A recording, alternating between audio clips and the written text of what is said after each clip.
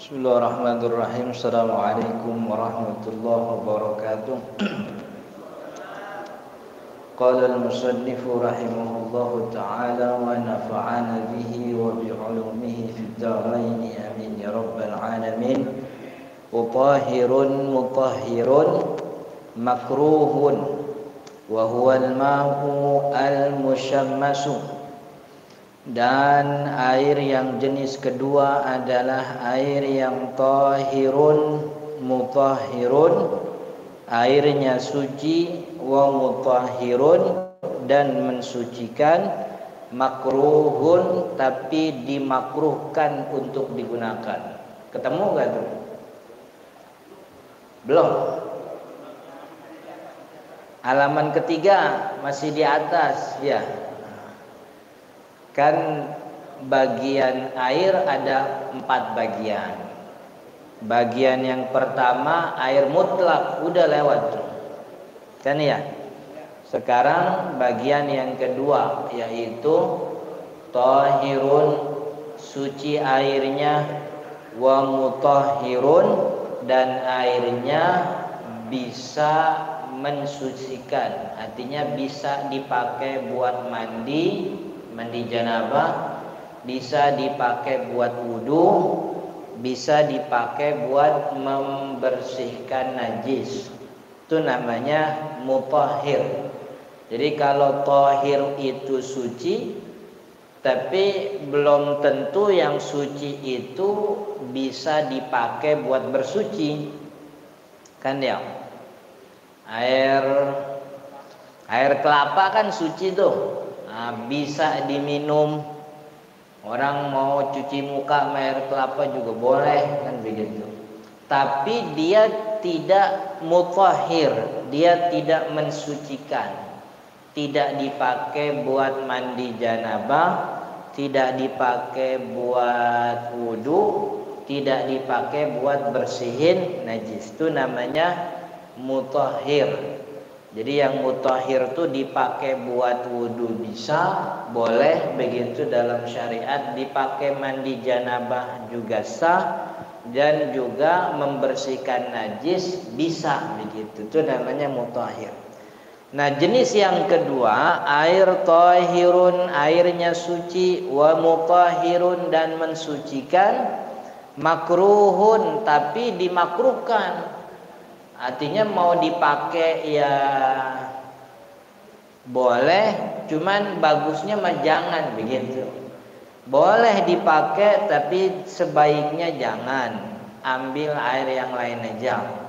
Apa nih yang jenis kedua nih? Tahirun mutahhirun makruh. Suci mensucikan tapi makruh. Wa huwal ma'ul musyammasu, dia adalah air yang musyammas.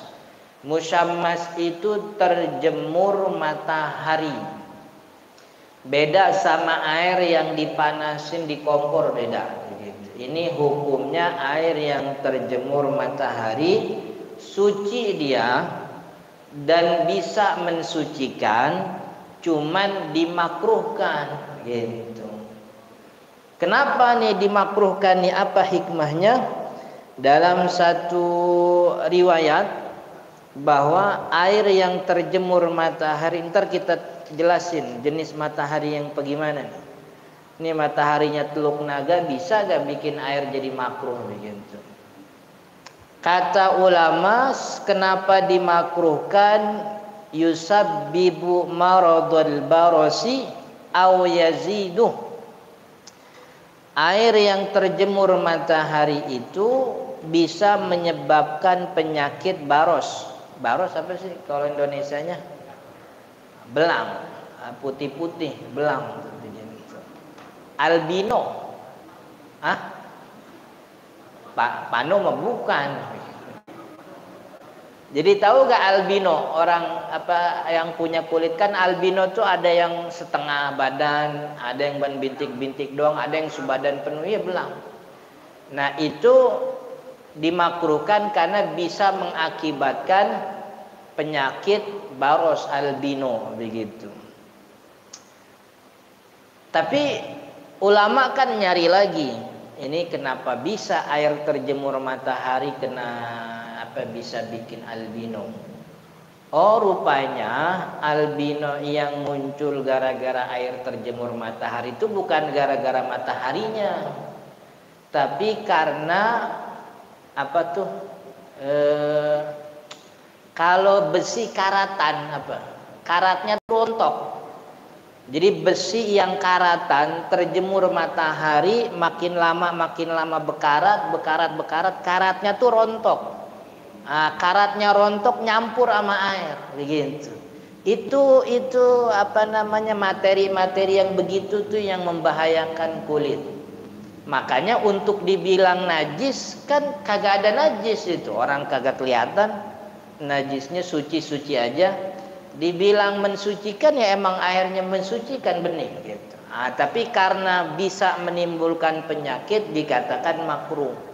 Maka karena penyebabnya itu penyakit baros yang tumbuh sebab rontokan besi dari panasnya matahari, maka kata ulama ini terjadinya kalau yang pertama, kalau wadahnya tuh memang wadah besi. Jadi kalau wadahnya karet kagak berlaku nih makruh gitu. Pertama wadahnya besi, yang kedua dia dijemur di bawah sinar matahari yang sangat tinggi panasnya. Artinya nih matahari di negara-negara yang sangat panas. Kayak Arab Saudi, kayak beberapa negeri Jazirah Afrika. Itu tuh. Itu kan panasnya sangat tinggi. Panasnya kan bisa sampai 40 derajat Celcius itu. Kan ya, kalau lagi musim panas tuh memang sepanas-panasnya bumi itu di Arab. Kalau lagi musim panas tuh. Jadi orang jam 8, jam 9 tuh udah kagak ada orang di jalanan saking panas. Itu bisa sampai 40 derajat 50. Tapi kalau kita di Indonesia nih panasnya masih biasa. Ya.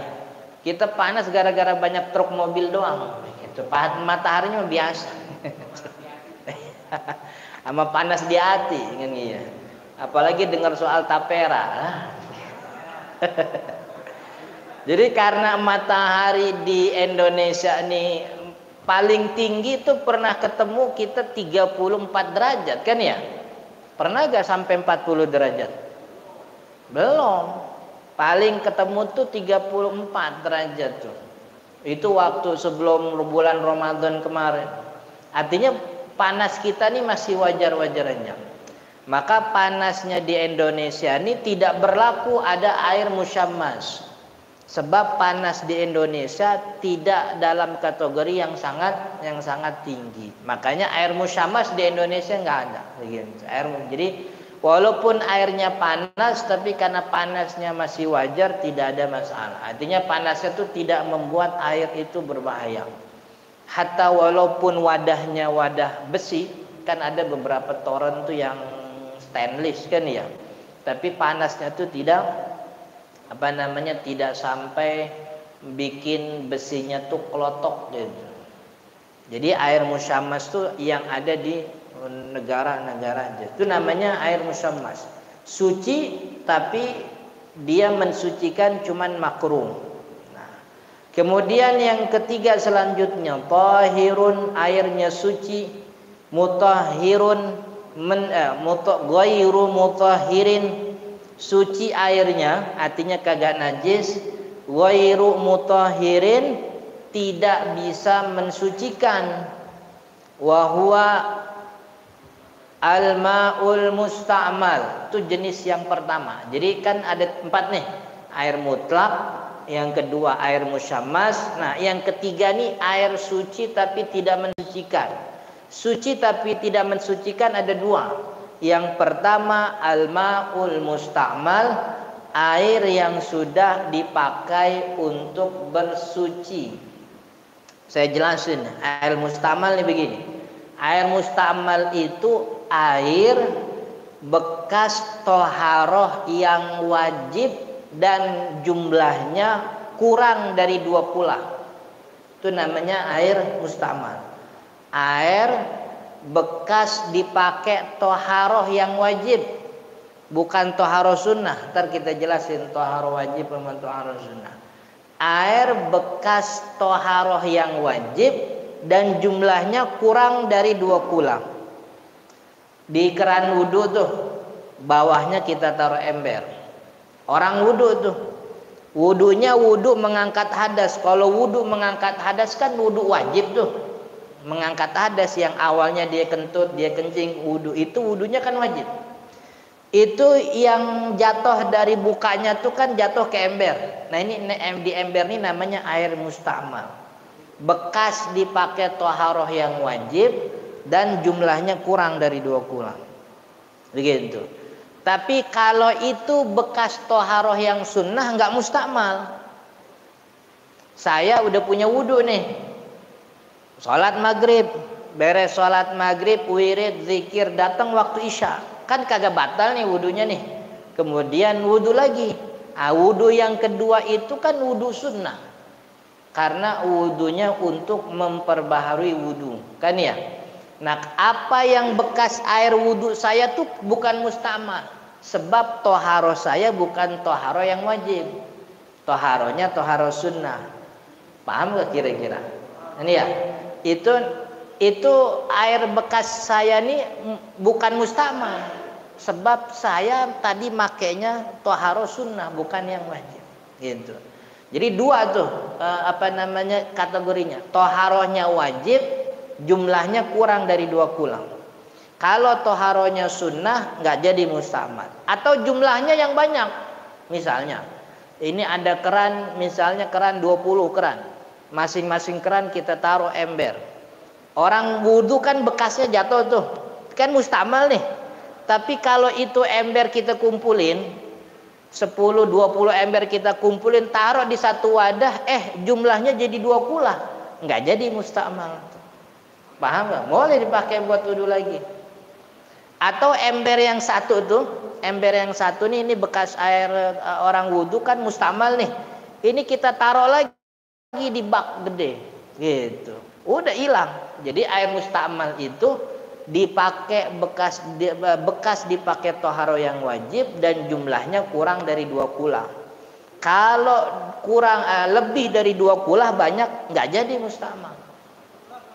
Nah, kalau yang namanya 2 kula itu jumlahnya adalah 190 liter. Ini konversi ya, sebagian konversi bilangnya 190 liter.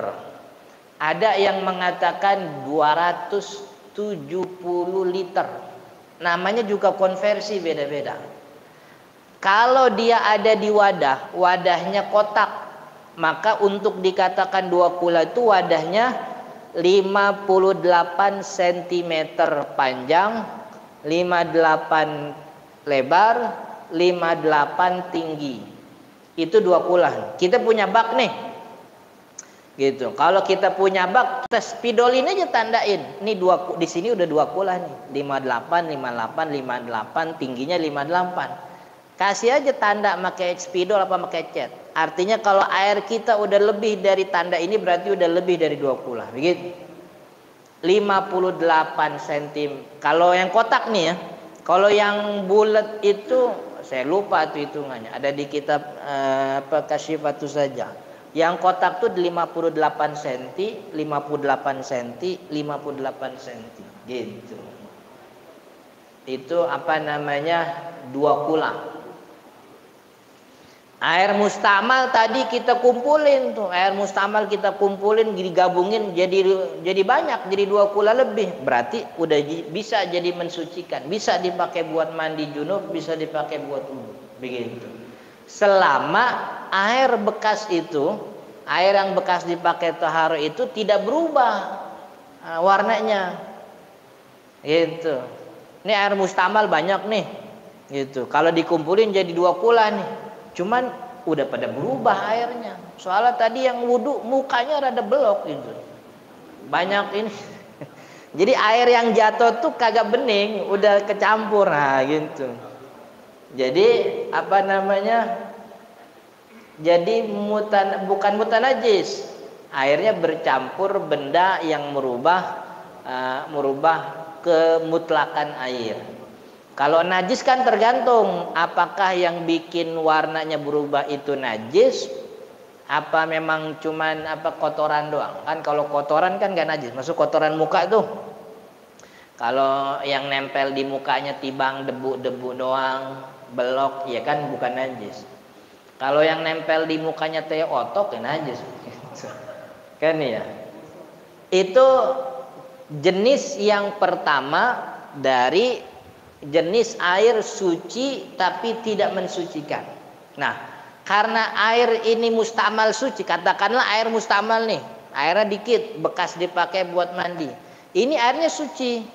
Karena airnya suci, boleh dipakai buat hal-hal yang bukan toharoh. Nyuci mobil, nyuci baju, begitu. Bekas wudu, sayang nih dibuang, tambahin dah ke mesin cuci, boleh nggak apa-apa. Air mustamal itu suci, gitu. Air mustamal suci, cuman tidak mensucikan. Maka karena ini suci, boleh dimanfaatin buat nyuci piring misalnya, buat bersihin atau buat sekedar cuci cuci muka, begitu. Itu namanya air mustamal tuh. Air bekas dipakai toharoh yang wajib. Toharoh sunnah kan wudu yang kedua tuh, wudu tajdid, itu kan sunnah. Mandi Jumat itu kan juga sunnah. Jadi mandi Jumat airnya dia mandinya dari bak. Cuman dia berdiri di atas ember tuh. Jadi bekas mandinya jatuh ke ember tuh. Jadi ngirit gitu. Ini bekas dia nih ntar mau dipakai buat anaknya mandi Jumat juga. Pokoknya kalau airnya ini kan bekas mandi Jumat. Mandi Jumat kan hukumnya sunnah. Maka ini bukan musta'mal. Artinya kalau anaknya dipakai buat mandi janabah, mandi junub yang mengangkat hadas besar, ya sah-sah saja boleh. Gitu. Kalau airnya memang cukup untuk untuk badannya. Itu namanya air musta'mal. Air yang bekas dipakai, bukan sisa tapi bekas. Bekas sama sisa beda kan ya? Kalau bekas tuh udah dipakai. Kalau sisa udah dipakai belum? Belum. Kalau bekas tuh dipakai, tapi kalau sisa belum dipakai. Air bekas toharoh yang wajib dan jumlahnya kurang dari 2 kulam. Kemudian baca lagi, wal mutaghayyiru, dan juga termasuk air yang suci tapi tidak mensucikan al mutaghayyiru. Al mutaghayyir itu artinya yang berubah. Bima khalatahu, berubah karena bercampur, minat tahirati, dari benda-benda suci. Air yang berubah karena benda-benda yang suci. Contohnya apa? Kopi. Air kan suci nih tadinya nih, kecampur sama kopi. Berubah apa enggak nih? Berubah. Ini namanya suci tapi tidak mensucikan. Karena dia suci, boleh gak diminum? Boleh.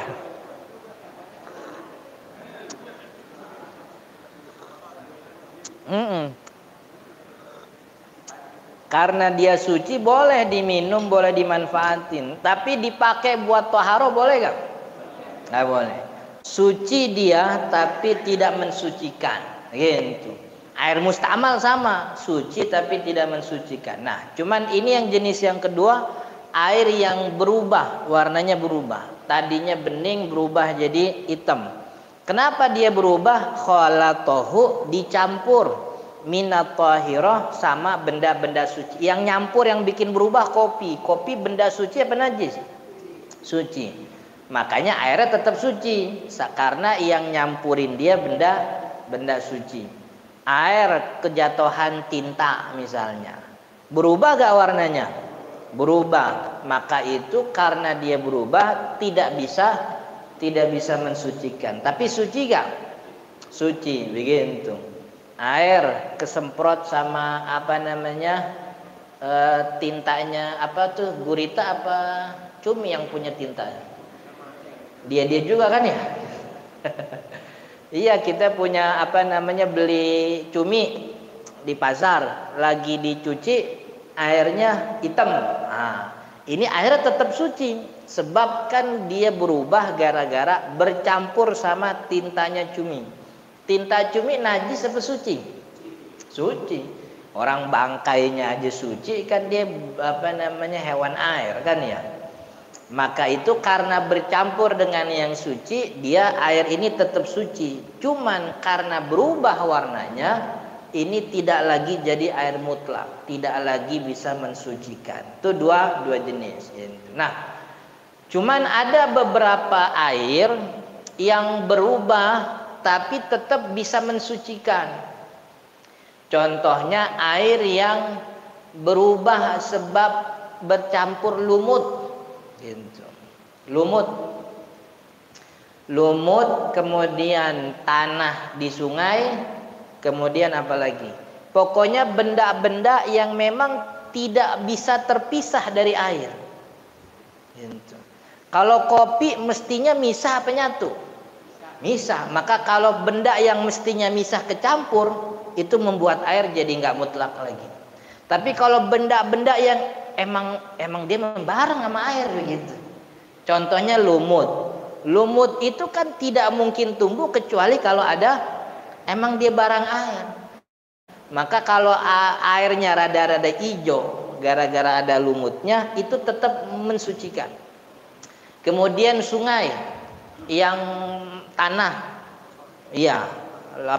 tanah longsor, tanahnya kasuk-kasuk longsor, jadi airnya jadi rada kuning, itu tetap suci mensucikan, sebab dia bercampur dengan benda yang memang tidak bisa misah, emang gitu. Nah, yang jadi masalah bagaimana kalau ada air yang kecampur sama garam? Suci, kalau suci ya iya suci, cuman mensucikan apa kagak tuh? Kenapa kagak? Sebab nggak tergantung garamnya nih, gitu. Kalau garamnya memang bukan dari air, bukan dari laut, maka air itu suci, tidak mensucikan. Sebab mestinya garam ini misah, gitu. Tapi kalau bercampur sama air di tukang orang Madura lagi jemur garam. Garamnya kan dari laut tuh. Tangannya kegesrek-gesrek gitu. Tangan bekas jemur gitu, dia masuk ke dapur, tangannya kegesrek-gesrek. Ini kan garam dari air, dari laut nih. Jatuh ke ember dia punya di dapur. Itu air walaupun rasanya rada asin tetap suci mensucikan. Sebab garam yang tercampur di air tersebut memang garam yang mestinya nyatu, sebab garamnya emang dari laut begitu. Ulama punya penjelasan soal garam al-jabali. Jadi ada garam yang diambil dari gunung begitu, ada garam yang diambil dari laut. Tapi kalau garam yang diambil dari laut begitu, itu suci mensucikan, artinya tidak ada masalah begitu. Cuman habisnya kagak usah iseng nyampur air bak pakai garam, jangan. Garam laut nih, emang tahu itu garam laut atau bukan kan gitu. Taunya kan udah diplastikin nih, kan nggak jelas nih. Ini garam laut apa dari gunung. Jadi ada ada garam dari yang bukan dari laut tuh, dari gunung. Al-milhul jabali gitu namanya. Itu jenis yang kedua dari jenis air suci tapi tidak mensucikan. Contoh maka itu air teh misalnya. Air apa lagi? Suci tapi tidak bisa mensucikan. Air hujan mah mensucikan. Boleh gitu. Apa? Air Sprite. Iya. Air Sprite. Pokoknya dia bercampur benda suci dan merubah begitu. Kemudian air mawar kan ya. Air mawar kan suci. Maka ini air suci, tapi bisa gak mensucikan? Enggak, udah berubah. Apa yang berubah? Ini aroma airnya berubah, rasanya juga berubah. Itu yang Yang ketiga, dari jenis airnya yang ketiga. Jadi pertama suci mensucikan air mutlak. Yang kedua suci mensucikan tapi makruh, namanya air musyammas. Yang ketiga suci tidak mensucikan, namanya air mustakmal. Dan juga air yang nyampur sama benda suci kemudian berubah.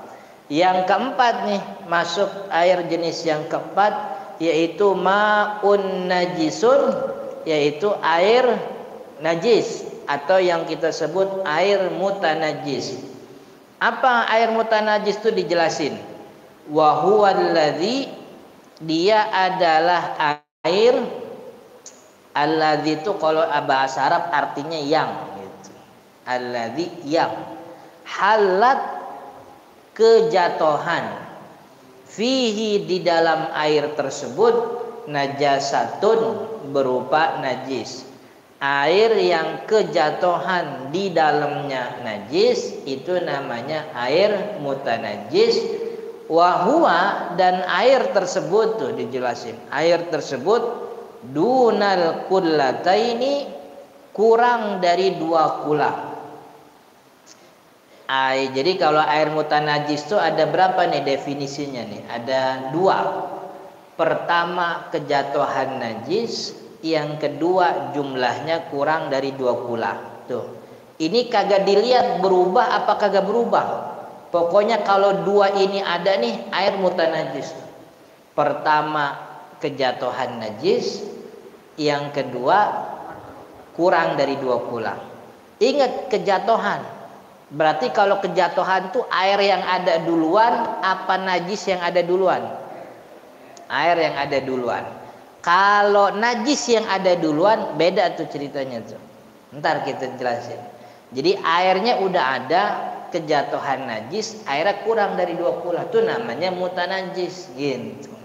Tadi air 2 kula tuh 190 liter. Kalau baknya kotak kira-kira 38 cm. 38 cm, 38 cm. Iya 58. Kopinya kurang kayaknya. Coba.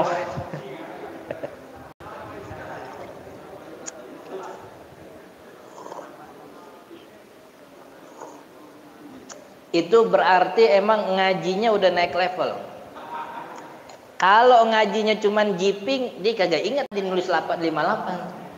Gara-gara nulis 58 ustadznya salah nggak ditegor gitu. Kan ya? Iya, kalau ngaji dengir jiping doang tuh dibingung. Ustadz bener apa enggak?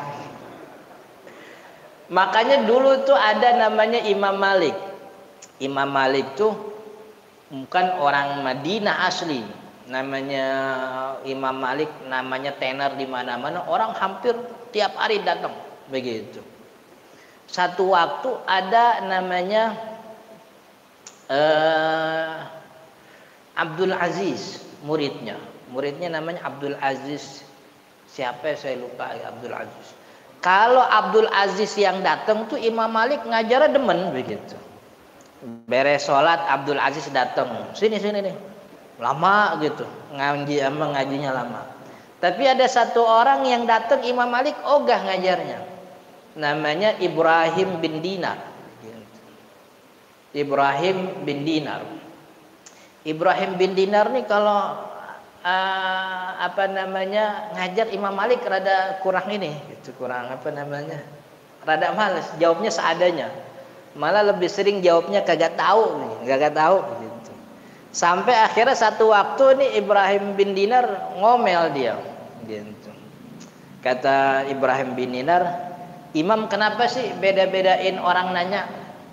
Kalau saya yang nanya romannya ogah banget jawabnya. Sekalinya jawab cuman kagak tahu doang. Tapi saya lihat Abdul Aziz tuh bolak-balik demen banget ngobrolnya. Nanya dijawab, minta dijelasin begitu." Apa kata Imam Malik? Imam Malik bilang begini. Kalau bahasa Indonesianya ya, saya ini udah tua, kata Imam Malik gitu.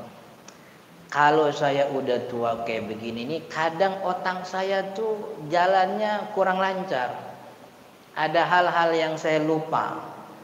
Sebagaimana badan saya ini banyak sudah digrogoti sama umur saya yang tua. Otak saya juga begitu, digrogoti sama umur saya yang tua. Abdul Aziz tuh orang pinter, ngajinya nggak cuma di sini doang. Kalau saya bilang A, dia kagak langsung terima A, pasti dia pelajari, dia teliti, gitu. Tapi kalau ente kan orang bolon, gitu. Ente ini orang oon, gitu. Nggak ngerti. Jadi kalau aneh bilang A, ternyata itu lupa aneh, salah ilmunya. Ente terima aja itu ilmu, padahal ilmunya salah. Akhirnya gara-gara ente terima ilmu salah, ente amalin tuh amal yang salah, dosanya ke aneh, begitu. Maka itu supaya aneh kagak dapet dosa nih akas kesalahan, kalau ame ente jawabnya seenak-enak, apa namanya, seadanya aja, begitu. Takutnya ente asal terima, gitu. Itu Imam Malik. Nah, maksud saya juga begitu kita. Kalau ngajinya pakai kitab tuh ada yang ditulis. Ntar kapan Ustadz ngomongnya keliru kan ditegur. Nah, tadi ngomongnya kagak begitu tuh. Nah, kan enak tuh. Jadi jadi apa namanya? Jadi ada yang bisa dikoreksi. Balik lagi ke air mutanajis. Jadi air mutanajis tuh dua, yaitu air yang kejatuhan najis dan jumlahnya kurang dari 2 kulang, gitu. Kejatuhan najis dan kurang dari 2 kulang. Misal wal ini kagak bicara berubah apa kagak berubah, pokoknya dua nih, pokoknya dua, kejatuhan najis dan jumlahnya kurang dari 2 kulang. Ada ember kecil kurang dari 2 kulang, kejatuhan misalnya tai tikus, itu tai tikus najis apa enggak? Najis itu. Dilihat tai tikusnya ada 5 biji, gitu. Kan tikus kan tainya begitu. Iya. Wah, ini air bercampur nih sama najis nih. Berarti mutanajis. Dipakai enggak? Enggak, jangan, enggak bisa dipakai. Buat wudu kagak sah, mandi juga kagak sah. Kemudian apalagi buat bersihin kaki juga enggak, sebab ini air mutanajis. So air mutanajis gimana? Dibuang aja, gitu. Biar gimana? Biar nggak mutanajis, ciduk airnya. Kan itu kagak berubah. Misalnya kagak berubah nih airnya, ciduk airnya campur ke air yang banyak, gitu. Maka udah hilang tuh status mutanajisnya.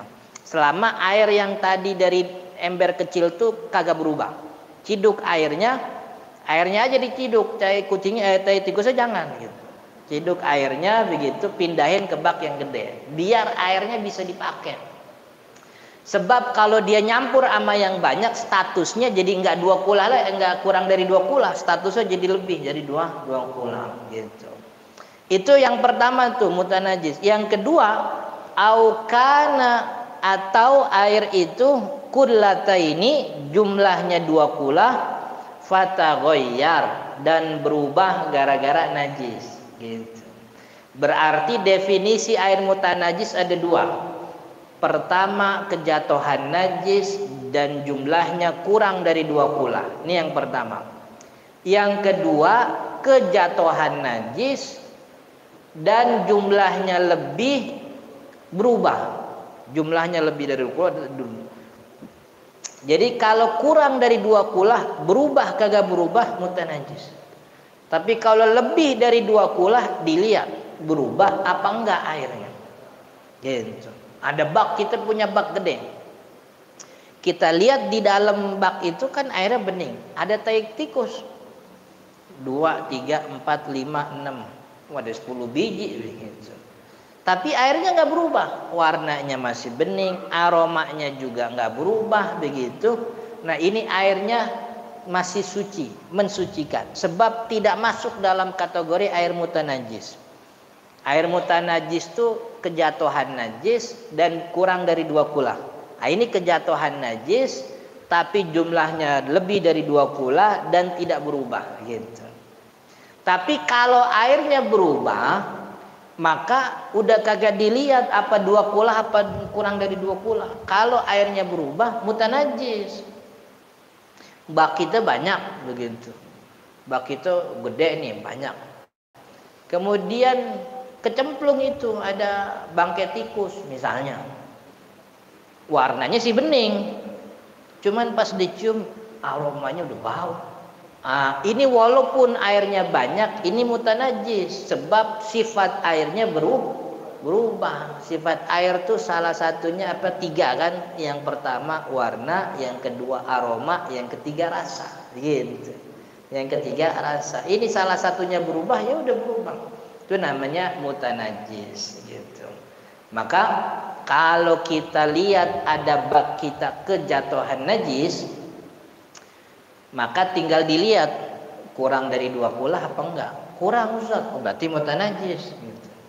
Banyak Ustaz, lebih dari 2 kulah. Lihat berubah apa enggak. Berubah Ustaz, berarti mutanajis gitu. Kenapa dibedain 2 kulah sama kurang dari 2 kulah? Dulu Nabi Muhammad SAW itu mengatakan dalam hadis, idza kanal ma'u kullataini lam yahmilil khabath.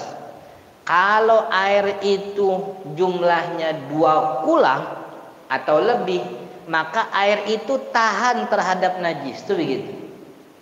Kalau airnya kalau airnya 2 kulah tahan terhadap najis. Maka kata ulama, berarti kita pahami dengan salah satu metode pemahaman namanya mafhum mukhalafah.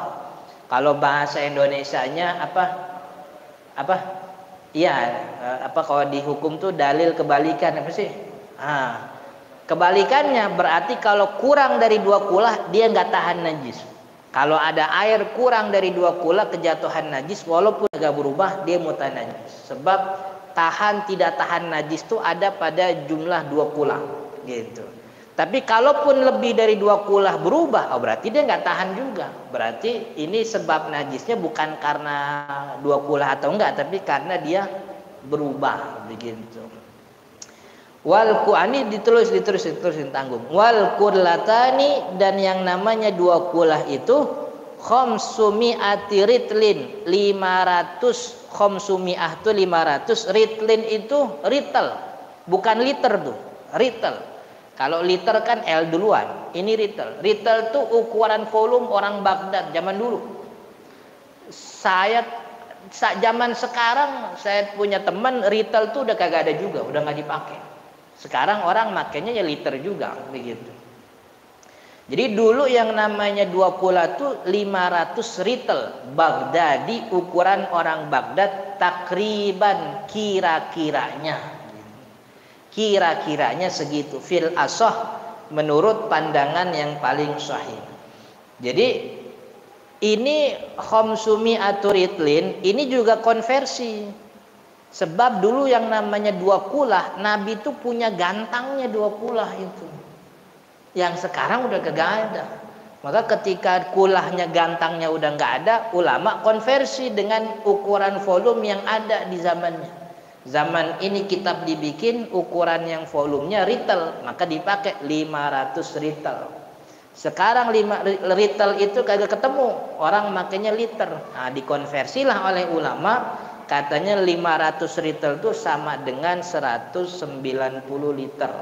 Sebagian nyebut 270 liter gitu. Kalau Ustaz ngikutin mana? Saya ngikutin 190 liter. Kenapa ngikutin 190 liter? Ini lebih cocok sama orang kita. Sebab kalau kita pakai 2 kulah ukuran yang kebanyakan, orang jadi seringan was-was. Maka kita ambil yang paling pendek aja, yaitu yang paling. Jadi di antara banyak konversi 190 liter tuh konversi paling kecil. Yang lain tuh konversi 240, 270, 280 liter, 190. Ini konversinya ada kitab fikih namanya Al-Fiqhul Manhaji yang ngarang Dr. Mustafa Dib Al-Bugho, orang Suriah. Masih hidup orangnya tuh. Dr. Mustafa Dib Al-Bugho, 190 liter. Kalau ngambil yang segini ini enak. Sebab ibaratnya orang nggak perlu was-was. Jadi kayaknya kurang 190 liter. Kalau di kotak 58. Begitu. Wallahu ta'ala alam. Faslun wa juludul maitati tadhuru biddibag. Ini insyaallah di pertemuan akan datang. Sebelum ditutup, kalau ada pertanyaan silahkan. Ada yang mau nanya? Mana?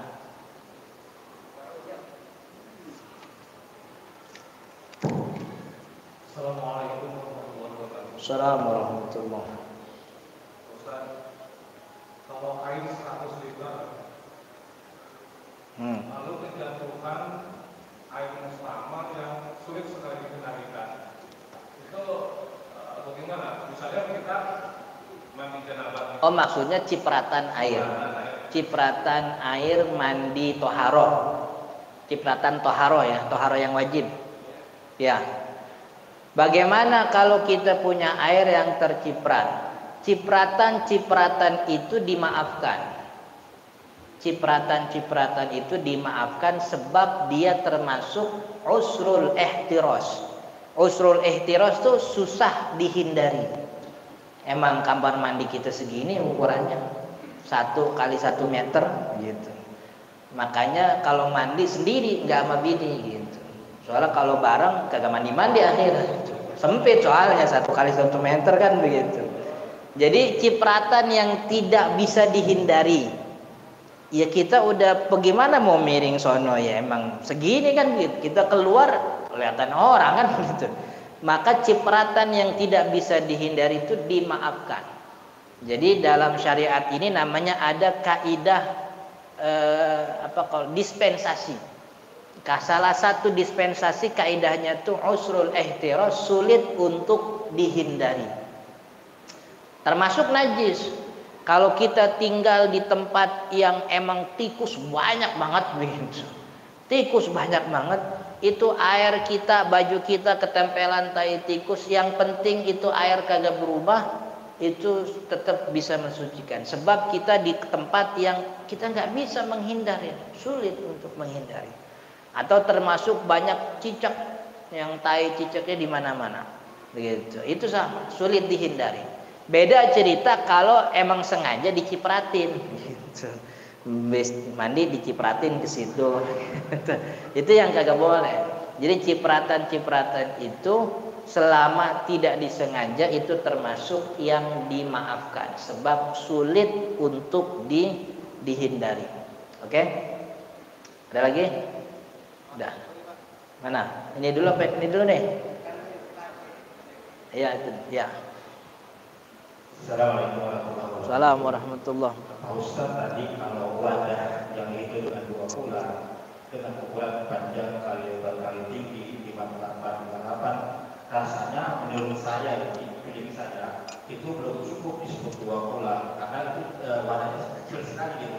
Asumsinya atau ilustrasinya kita lihat botol galon.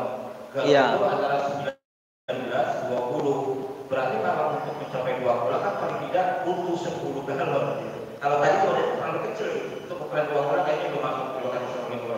Assalamualaikum warahmatullahi wabarakatuh. Kalau kita merujuk ke kitab-kitab klasik, memang itu jumlah itu tidak pernah disebutkan. Jumlah 190 liter, 200. Kalau di kitab-kitab fikih klasik begitu ya.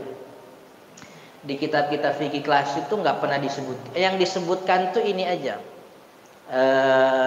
Ukuran wadahnya. Dulu makanya ziraun wa rub'un kan gitu. Kalau ininya ini zira. Nah, yang kemudian memunculkan konversi menjadi liter itu ulama modern, ulama belakangan begitu.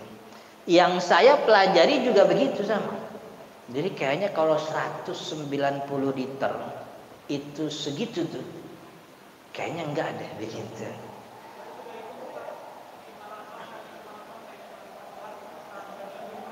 $195 liter.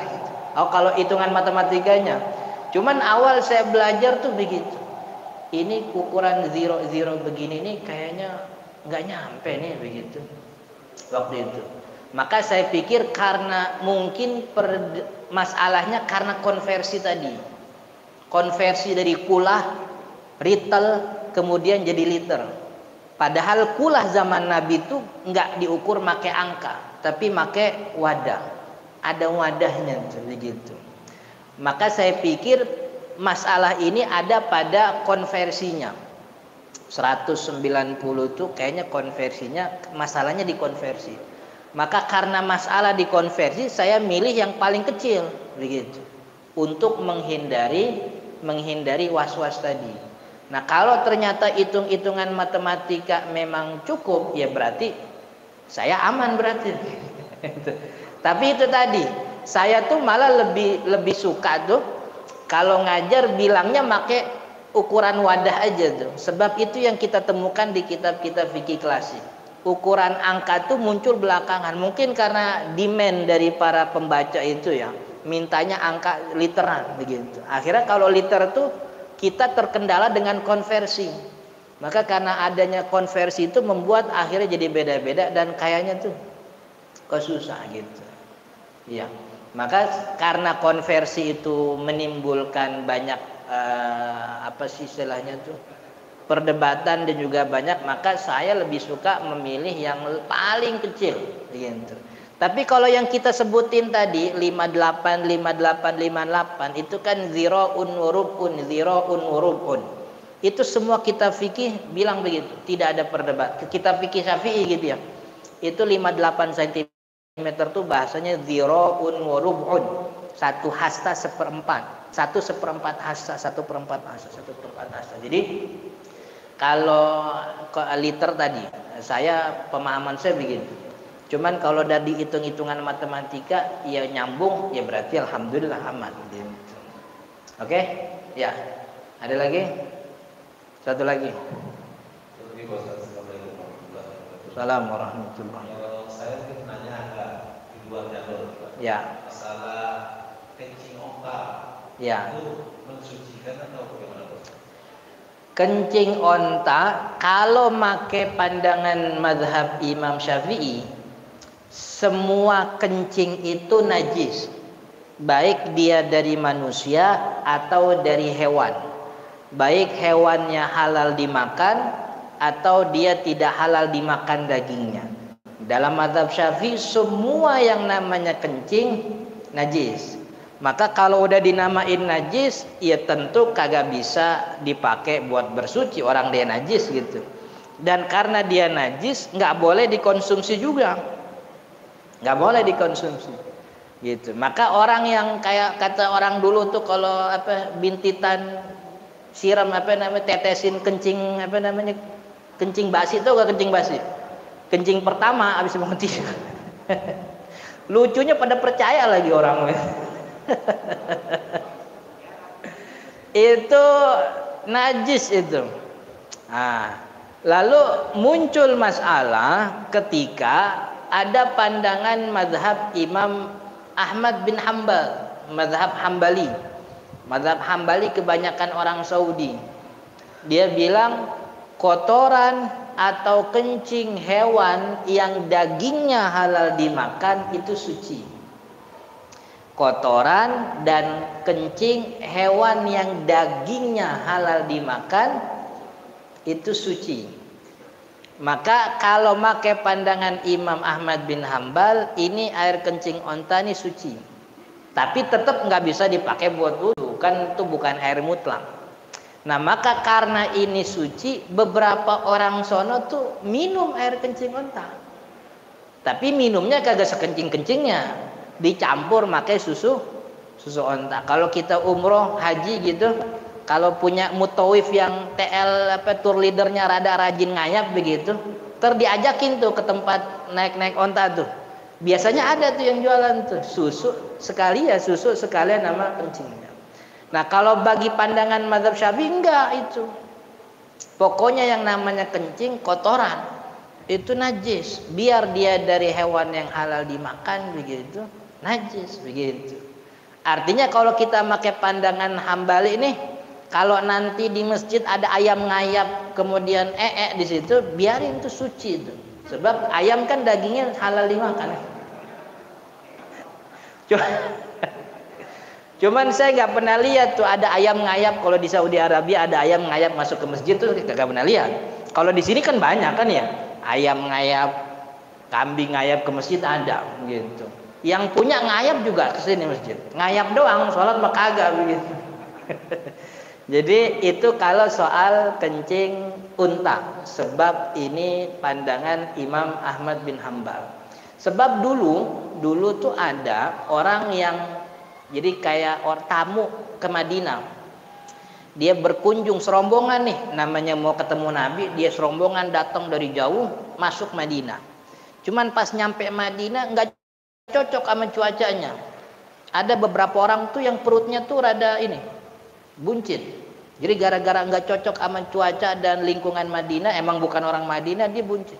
Lalu minum obat ini kagak sembuh, akhirnya datang ke Nabi. Ya Nabi, kita ini dari sini, cuman beberapa hari di sini nih ada banyak orang kena penyakit orang kita. Kata Nabi Muhammad, minum kencing onta aja, gitu. Kata Nabi Muhammad gitu. Akhirnya kencing onta diminum. Nah dari hadis ini Imam Ahmad pakai begitu. Tapi kalau kita Imam Syafi'i enggak. Ini bisa jadi orang ini ada di awal-awal Islam. Jadi awal Nabi Muhammad nyampe Madinah. Artinya penjelasan Nabi tentang kotoran hewan itu belum sempurna. Bisa jadi. Yang pertama itu. Yang kedua bisa jadi ini dalam keadaan darurat. Yang memang sudah tidak lagi ketemu ini obat yang suci begitu. Maka dalam ketentuan umum juga kita boleh. Dalam arti mentok ini penyakit kagak bisa diobatin sama yang suci, yang najis boleh. Dengan catatan sudah habis jalan yang suci, yang kedua direkomendasi oleh orang ahli. Nah, maka karena kemungkinan tadi bisa jadi di awal Islam, bisa jadi darurat, maka kita kembali ke kaidah umum bahwa yang namanya kotoran itu hasil perubahan. Awalnya makan telur, awalnya makan sayur, awalnya makan keluar itu jadi kotoran. Maka yang keluar setelah melalui proses perubahan dalam tubuh itu najis. Dalam mazhab Syafi'i najis gitu. Ya pokoknya itu pandangan Hambali lah. Maka pandangan Hambali itu kalau dipakai di sini rada-rada gitu. Jadi rada gimana begitu. Ya kalau mau pakai sih sendiri aja pakai. Oke? Wallahu taala alam, subhanakallahumma wa bihamdika asyhadu an la ilaha illa anta astaghfiruka wa atubu ilaik. Assalamualaikum warahmatullahi wabarakatuh.